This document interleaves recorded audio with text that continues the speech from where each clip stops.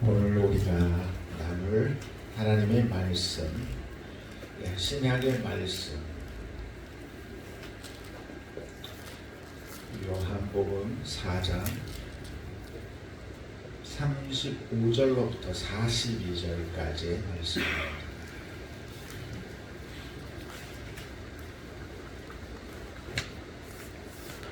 우리 한 절씩 하나님의 말씀을 봉독하겠습니다. 너희는 넉 달이 지나야 추수할 때가 이르겠다 하지 아니하느냐? 그러나 나는 너희에게 이르노니 너희 눈을 들어 밭을 보라. 희어져 추수하게 되었도다. 거두는 자가 이미 삭도 받고 영생에 이르는 열매를 모으나니 이는 뿌리는 자와 거두는 자가 함께 즐거워하게 하려 함이라. 그런즉 한 사람이 심고 다른 사람이 거둔다 하는 말이 옳도다. 내가 너희를 노력하지 아니한 것을 거두려고는 각 사람들은 노력하고 너희는 그들이 노력한 것에 참여하였느니라. 여자의 말이 내가 행한 모든 것을 그가 내게 말하였다 증언하므로 그 동네 중에 많은 사마리아인이 예수를 믿는지라. 사마리아인들이 예수께 와서 자기들과 함께 유하시기를 청하니 거기서 이틀을 유하시매 예수의 말씀으로 말미암아 믿는 자가 더욱 많아 그 여자에게 말하되 이제 우리가 믿는 것은 내 말로 인함이 아니니 이는 우리가 친히 듣고 그가 참으로 세상에 주신 줄을 알리라 하였더라. 아멘. 갈수록 그 삶의 의미가 깊어지는 것 같아요. 그러면서 우리의 삶을 어떻게 살아야 하는가? 많이 맡은 자는 많이 찾는다고 주님이 말씀하셨기 때문에 내가 맡은 게 얼마만큼인가를 분별하는 지혜가 필요해요. 나는 얼마만큼 하나님이 재능을 주셨고 맡겼는가. 그래서 각자의 그 맡겨진 분량대로 잘 감당하면 될 것 같은데요. 그래서 이 인생에 대하여 끊임없이 질문하고 있는 일들은 저의 사명이에요. 그래서 저는 성경 말씀을 볼 때마다 그리고 삶에 일어나는 일들을 볼 때마다 주변 사람들의 그 상황에 따른 태도와 반응을 볼 때마다 어떻게 하는 것이 더 나았을까 이런 생각들을 하면서 바라보거든요. 그래서 그냥 태어나졌으니까 그냥 그런 일이 일어났으니까 모르겠다 되는 대로 살자 그건 아닌 것 같아요. 그래서 우리가 무책임하게 살면 나중에는 책망만 오죠. 맡겨진 일들을 잘 감당을 해야지 이제 주님 앞에 서게 되는 날 할 말이 있지 않을까. 그래서 진지하게 자신의 삶을 또 우리 인생을 그리고 그 인생을 살아가면서 이 경험을 쌓아서 우리 자녀들에게 인생이 큰 도움이 되는 그런 말들을 해줄 수 있어야 하지 않을까라는 생각을 합니다. 근데 머리 똑똑하다고 그걸 알 수 있는 건 아닌 것 같아요. 똑똑하기도 해도요. 똑똑해도 때가 되어야 아는 게 있어요.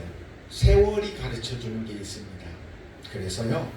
아무리 어린아이가 똑똑해도 그 세월 속에서 느낄 수 있는 또 다른 그 깊은 의미는 절대 몰라요. 그 때가 되어야 봐야 돼요. 그러니까 삶을 마치게 되는 순간에 이제 가지고 있었던 그동안의 모든 생각이 또 바뀌거든요. 그러니까 우리는 내가 가진 상황 속에서의 생각이 지금 내가 할 수 있는 최선의 생각인 거죠. 이것 또한 언제든지 옳은 게 아니에요. 여러분이 더 성숙해지면 이런 부족함이 있었네 라는 생각을 하게 될 거라는 거죠. 그래서 저 역시도 계속 그랬어요. 저도 성경은 신앙생활은 이래야 된다. 우리 아버님으로부터 보고 배운 대로 틀을 가지고 있었죠.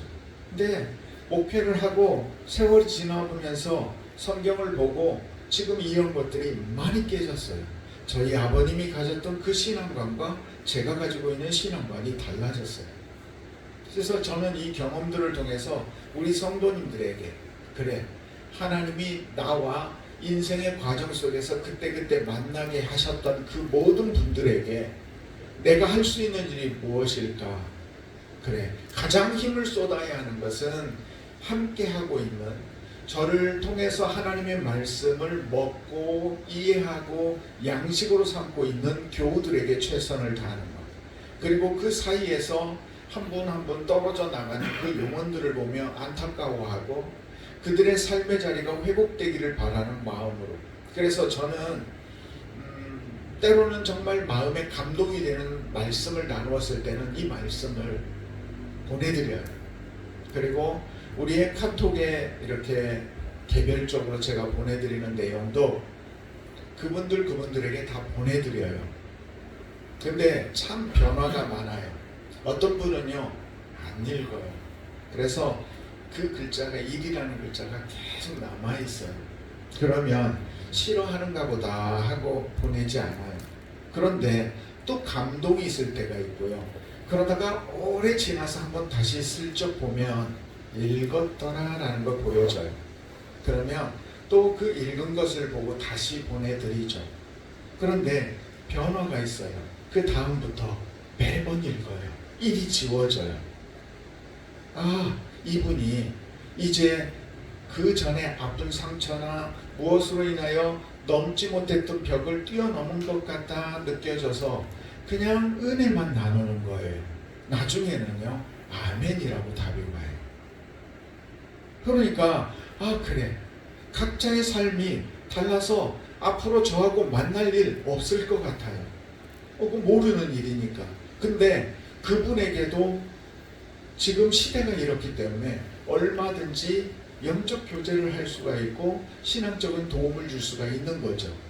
그래서 이런 좋은 반응이 있으면 마음에 기뻐요. 근데 그런 분만 있는 게 아니라요. 이렇게 보냈더니 이제 전혀 다른 반응이 오는 분들이 있어요. 그리고 막 자기 표현을 하고 감정적으로 더 분노가 치밀어 올라가지고 막 글을 보낸 사람도 있어요. 저한테 안 되니까 막 제 아내한테 막 보냈어요. 그래서 제가 읽지도 않았어요. 읽어달라고 들려달라고도 안 했어요. 그냥 아 이분이 아직 분노가 안 풀렸나 보다. 그리고 이분의 선택이 또 여전히 그런가 보다. 어떡하겠어요. 우리의 인생에 지금 중요한 분이 예수 그리스도라는 걸 믿고 계셔서 여기 계시는 거 아니에요. 그 예수님이 사랑하라, 서로 용서하라, 관용하라, 섬기라. 그래서 우리는 섬기는 건데 그 신앙관과 다른 생각. 내가 아직 그런 것들을 버리지 못했어. 나는 내 기질이 내가 드러나야 돼. 뭐 이런저런. 그리고 한번 틀어지면 그래서 전에는요 교회가 7일을 했는데 그 7일을 받아들였거든요. 요즘은 7일가 없어요. 7일을 하면 교회를 떠나거든요. 그래서 정말 이런 모든 분들의 각각 다양한 모습 속에서 저하고의 거리들이 여기 계시는 모든 분이 다 달라요. 그래서 정말 밀접하게 호흡하고 같이 하는 분들에게는 매일매일 고민이에요. 수십 년 되거든요. 이분들에게 또 어떻게 응답하고 또 어떻게 하고 그분의 삶을 제가 한 번 더 기억하고 기도하면서 그분에게 가장 적합한 그런 표현들을 해내거든요. 그러니까 사는 것은 하나님은 우리에게 네 마음대로 살 수 있는 자유를 주셨어요. 우리 마음대로 살 수 있어요. 최악의 선택도 할 수 있죠. 예수님의 제자가 되었던 가룟 유다가 예수님을 파는 선택을 한 것조차도 너 어떻게 그럴 수 있어? 하는 게 아니라 내가 하고 싶은 그 일을 하라고 그랬어요. 그 정도로 우리 각자가 자기가 할 수 있는 일들이 있어요. 그리고 그것을 자기가 판단하고 조정하고 해야 돼요. 그런데 이 자유에는 반드시 책임이 따라요. 했던 것에 대하여 결과를 내가 책임져야 돼요. 다른 사람이 책임져 주지 않아요. 그래서 저는 우리 교우들과 우리 교우들의 자녀들을 위해서 기도해요. 사울이 바울 되는 일은 정말 특별하거든요. 성경에 나온 일들 중에 가장 특별한 일 중에 하나예요. 사울이 바울되었던 것은요, 사울은 예수 믿는 사람들을 박해하는 일을 했어요. 대적하는 일을 했는데 예수님이 강권적으로 다메섹 도상에서 나타나서 그의 열정, 잘못된 열정을 바꾸어 놓으셨어요. 그래서 그 다음부터 복음을 전하는 자로 바뀌었죠. 이 놀라운 일들을 보면서 하나님, 이 일이 우리의 교우들 가운데, 우리들 자녀들 가운데서 일어나기를 원합니다. 이렇게 기도해요. 왜냐하면 우리의 삶에서 우리가 뜻대로 행하는 것들에 내버려 두시는 일들이 제법 많거든요. 제가 살아본 경험으로는요, 개입 안 하시는 것처럼 느껴지는 일들이 많아요. 그 많은 일들 속에서 하나님이 놀랍게도 예수님이 다메섹 도상을 걸어가고 있는 바울의 발걸음을 멈춰야만 하는 그런 강력한 일들이 일어나면 좋겠는 거예요. 그래서 그렇게 해서라도 우리 교우들을 세워주시고 우리의 자녀들을 세워달라고 저는 항상 그렇게 기도해요. 그러니까 이런 모습 저런 모습, 그러니까 전에는 그런 옛 속담에 이런 말 있죠. 말을 물가에까지는 끌고 갈 수 있어도 마시게 할 수는 없다. 근데 이 속담을 이제는 바꿔야 돼요. 물가에도 못 끌고 가요. 지금 세상이 그렇게 되었어요. 갈래? 물어봐서 안 가? 그러면 이제 그만둬야 되는 세상이 되었어요.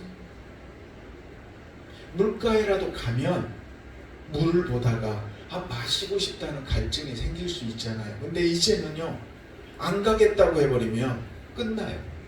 안 가버리면 그 물을 볼 수도 없고 볼 때에 결정할 수도 없어요.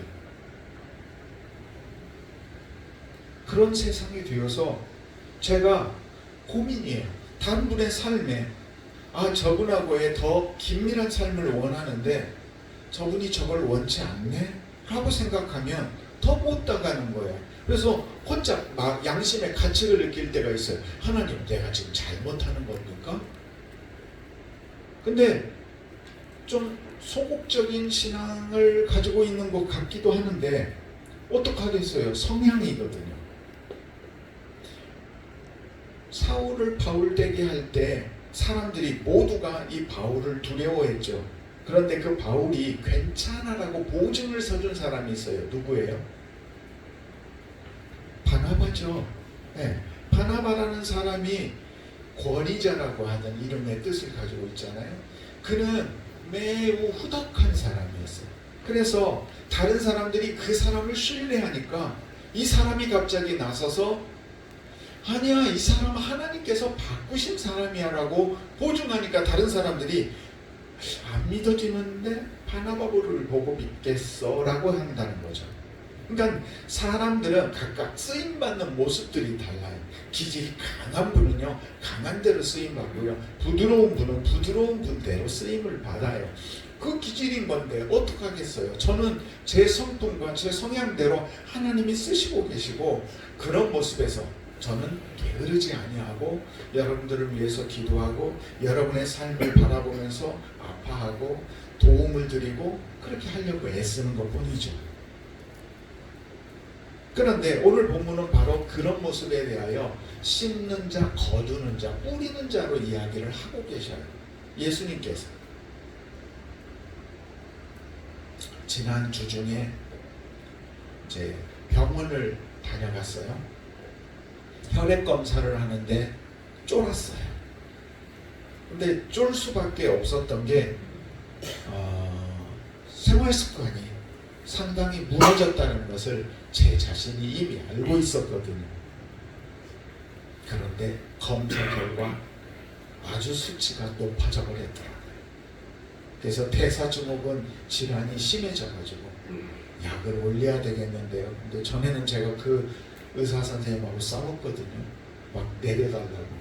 근데 지은 죄가 있어서 내리자는 소리도 못하고 예, 그래가지고 약 3가지 중에 2가지를 한 단계씩 다 올렸어요. 근데 이제 그분이 저에게 처방전을 주면서 저기 있는데 조그만한 책하고 조금 더 두꺼운 책 2권을 저한테 주셨어요.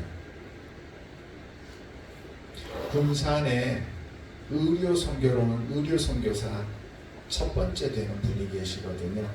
그분에 관한 책을 썼는데 본인도 의사고 군산 선교에 굉장히 관심이 많아요. 근데 이제 신학자나 철학자 그리고 목사님들이 이 글을 쓰면 좀 힘이 있을 텐데 자기가 쓰니까 이제 좀 그렇잖아요. 그래서 저자나 공동해갖고 거기 이름을 자기가 넣은 걸로는 해가지고 썼다고 하더라고요. 그 두류 선교사라고 들어보셨어요? 저도 몰랐어요. 아, 이런 분이 있었구나. 군산에 복음을 전했던 저와 여러분의 이 터예요. 130년 전쯤이에요. 여기에 복음을 전했던 선교사 중에 여러분 기억나는 사람 있어요? 선교사 전킨 선교사라고 들어보셨어요? 던킨, 전킨 이렇게 부르기도 하는데 네. 두 분 다 남장로교에서 미국 남장로교 우리 장로교요.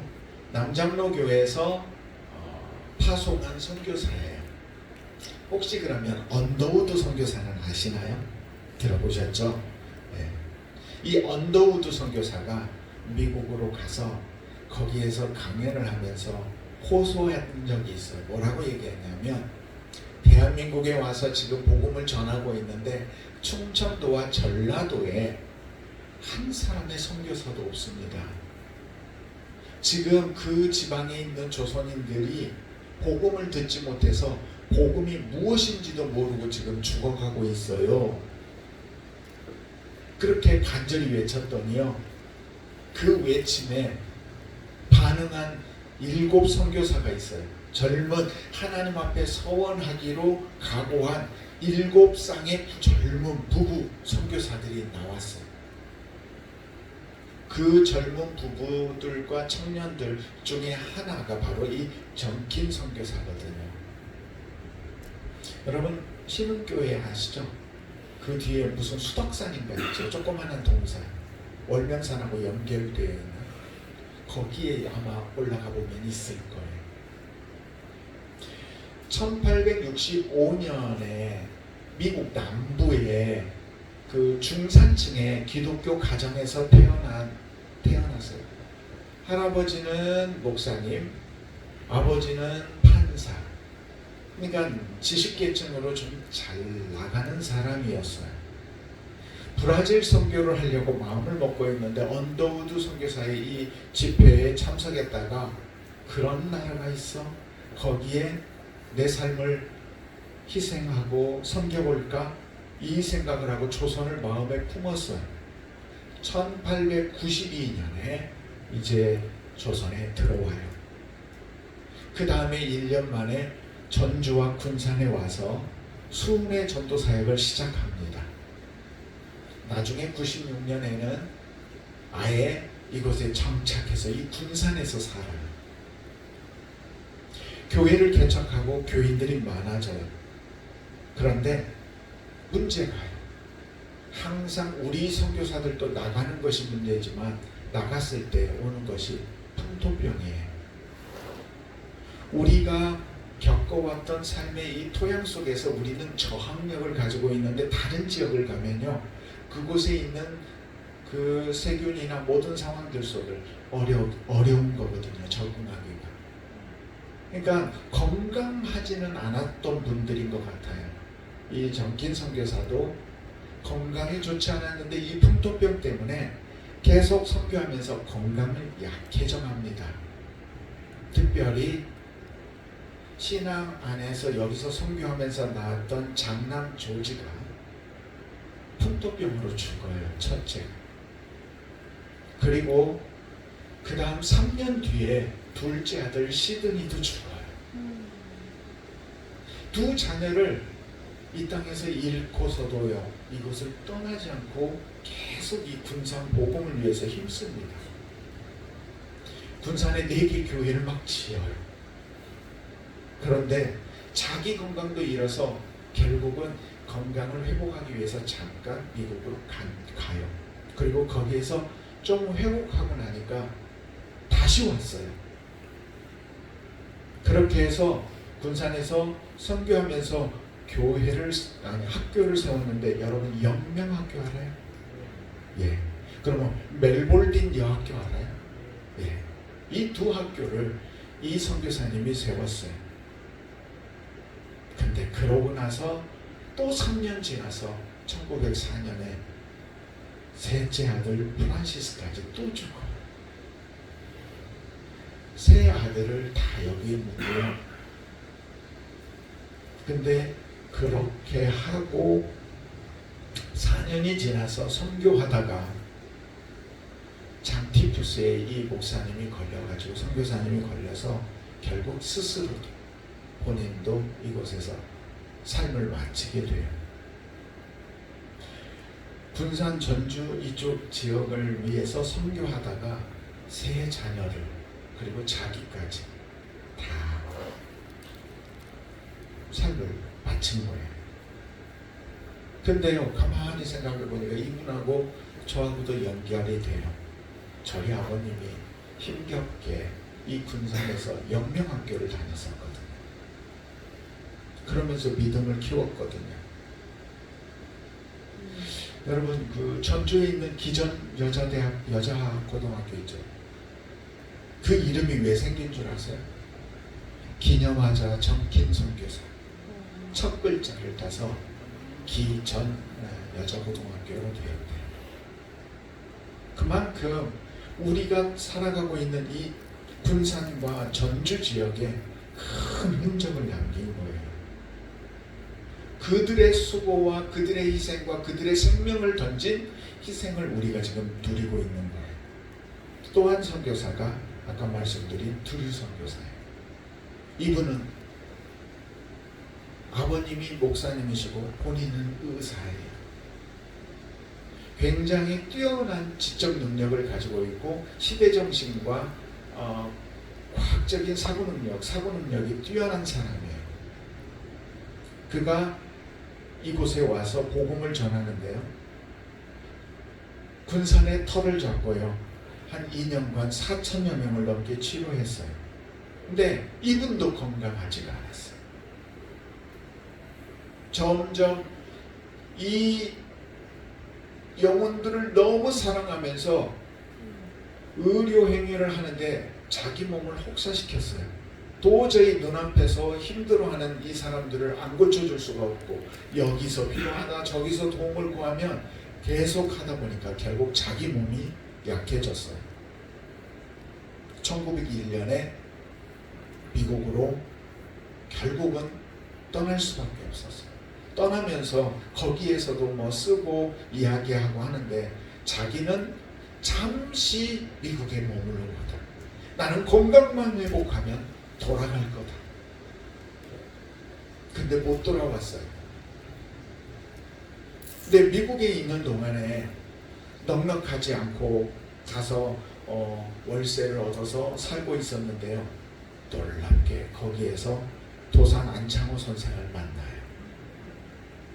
공부를 하다가 배를 잘못 타고 와가지고 그 샌프란시스코에 중국인들 그 모여 사는 곳 있잖아요.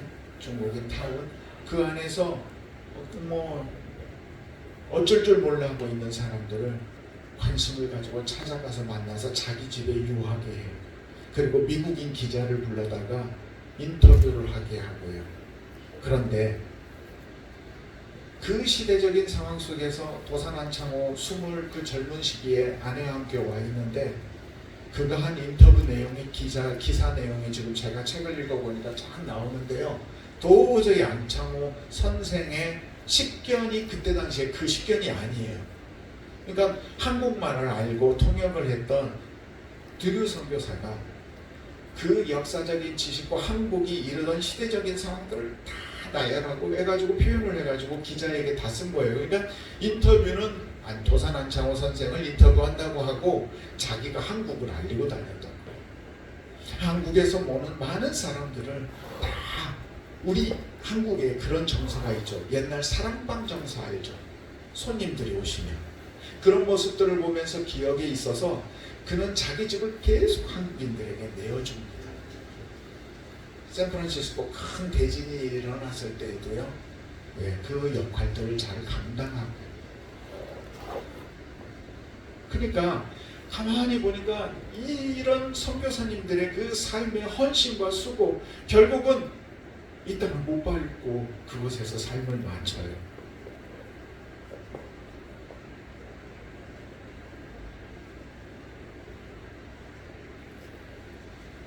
그러니까 정말 죽을 때까지 이 땅을 위해서 수고한 그런 분들의 수고가 우리의 신앙과 우리의 지금 이 모든 모습이 된 거죠.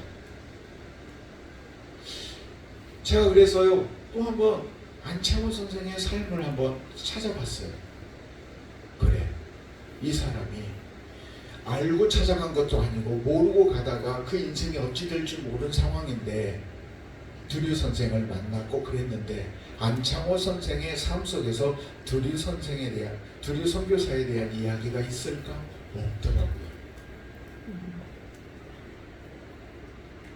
안창호 선생의 생애에 두류 선교사의 모습은 잘 안 나타나요. 그런데 두류 선교사의 생애 속에 안창호 그 선생은 있어요. 이거 가만히 보니까 그래요. 누군가의 삶 속에서는 별로 중요치 않은 것처럼 보여요. 자기 인생에 또 다른 나라의 위기와 어려움 속에서 달려가야 할 일들을 달려가다 보니까 거기에서 잠깐 만났던 미국인 어떤 의사, 선교사 정도로 지나가 버리는 것 같은데, 그 두류 선교사는 한국을 품고 한국으로 돌아가서 그 우리를 생각하면서 이 사람이, 이 한 사람을 돕는 것이 한국을 위한 것이다라고 생각하고 자기의 삶을 많은 부분을 희생하고 그의 삶의 많은 부분이 이 군산 땅에 있더라는 거죠. 여러분, 우리의 삶에서요, 사람들 모두 관계 속에 각자의 역할들의 위치가 있는 것 같아요. 저는 다른 분에게도 얘기해요. 아무개 누구군요.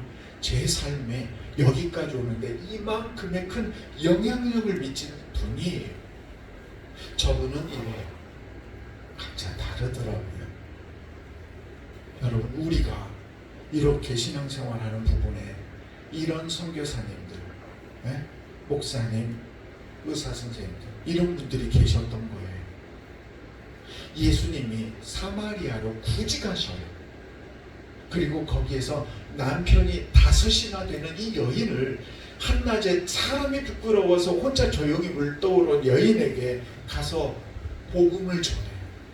그가 깜짝 놀래요. 복음이 있었어. 하나님이 우리에게도, 유대인들이 멸시하는 우리에게도 하나님이 사랑의 뜻을 가지고 계신다고 마을로 달려가서 부끄러움을 무릅쓰고 복음을 전하죠. 사람들이 몰려들었고 예수님을 만나요.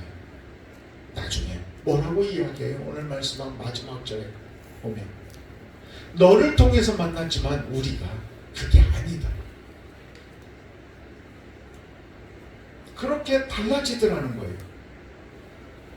그러면서 주님 말해, 오늘 본문에 보면은 뭐라 그래요?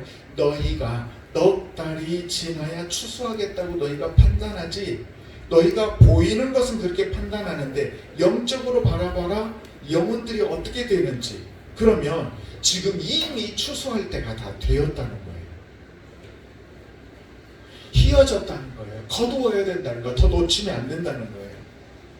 그러면서 뿌리는 자와 거두는 자가 함께 즐거워해야 할 때래요.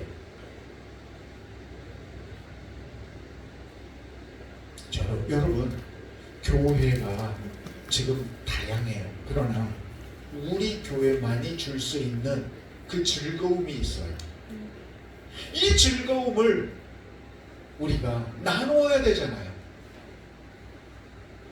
야, 정말 이상하게 잘못 가르쳐갖고 태극기 들고 나가는 그런 상황들이 아니라, 정말 이 시대가 변화가 빠르게 변화하는 이 시대 속에서 내가 어떻게 살아가야 되는지, 내 삶 속에서 어떻게 재능을 기부하고 어떻게 선한 영향력을 미치며 살아가는지를 우리는 알고 지금 나누고 있다는 거죠.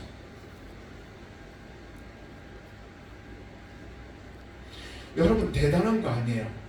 우리의 수고하는 그 수고의 열매를 거두면 되는 거고요. 뿌리는 수고, 거두는 수고 함께하면서 주님이 느끼신 그 기쁨에 우리가 동참하면 되는 거예요. 우리가 살아가는 삶이 대단한 거 아닌 것 같아요. 열심히 사세요. 열심히 최선을 다해서 사세요. 마음의 원칙만 딱 가지고 사시면 돼요. 정긴 선교사처럼, 드류 선교사처럼 내가 지금 누렸지만 내가 이 배운 것을 가지고 저 미지의 땅에 가서 내 삶을 희생하겠다고 그는 마음 먹은 거예요. 거기에 소망을 둔 거예요.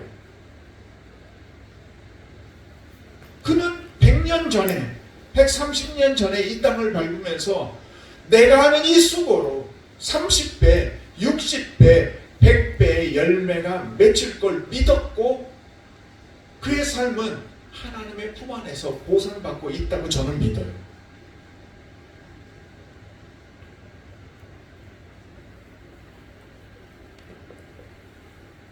저와 여러분의 삶은 예수님의 씨 뿌리는 비유와 똑같다고 생각해요. 길가에 그리고 돌짝밭에 가시밭에 옥토에 길가에 떨어졌더니 새들이 보고 금방 와서 먹어버렸어요. 돌짝밭과 가시밭은 자라는데 자라기는 했지만 성장하지는 못하죠. 싹은 나죠. 그러나 옥토에 떨어진 씨앗은 30배, 60배, 100배가 되더라는 거죠. 여러분 스스로의 마음의 밭은 어떠한가 돌아보셨으면 좋겠어요. 저희가 바라보고 멀고 거부하고 받아들이고 하는 모습 속에서 좀 더 부드러워지기를 원하고 있는데 여러분들의 마음의 밭이 여러분의 묵은 땅을 기경해서 더 부드러운 옥토가 되어서 오늘 또 심겨진 이 말씀을 생각하면서 그래 내 삶이 누군가가 자식을 땅에 묻어가면서 우리에게 복음을 전해서 이 복음을 가졌구나. 이 군산 땅이 그렇게 소중하구나. 여기에서 내가 믿음을 지키고 내 자녀에게 믿음을 상속시키는 일이 얼마나 귀한 것인지를 깨닫는다면 이 또한 큰 은혜가 아닐까요? 130년 전 이 군산 땅에 복음의 씨앗을 뿌렸던 그 수고로 오늘의 우리가 있는 것처럼 우리도 복음을 심는 자, 뿌리는 자로 살아가야 하지 않을까요? 예수 믿는다고 하면서도 열매 맺지 못하는 영혼들 생각하면 오늘도 가슴 한쪽이 아리지만 그러나 저 역시도 계속 가야죠. 또 뿌려야죠. 또 건면해야죠. 시대가 변해가지만 물가로 가야 합니다. 당신은 영적인 목마름이 있습니다. 저의 남겨진 시간들은 모르겠어요. 그러나 그 시간에 제가 깨달은 만큼 최선을 다해서 제가 해야 할 저만의 길, 정킨 선교가 갔던 선교사가 갔던 드류 선교사가 갔던 그 길을 그리고 제 아버님이 갔던 그 길을 저도 또한 갈 겁니다. 여러분들에게도 맡겨진 그 믿음의 길을 걸어가는 귀한 결심과 은혜가 있기를 예수님의 이름으로 축복합니다. 아멘. 기도드리겠습니다. 아버지 하나님,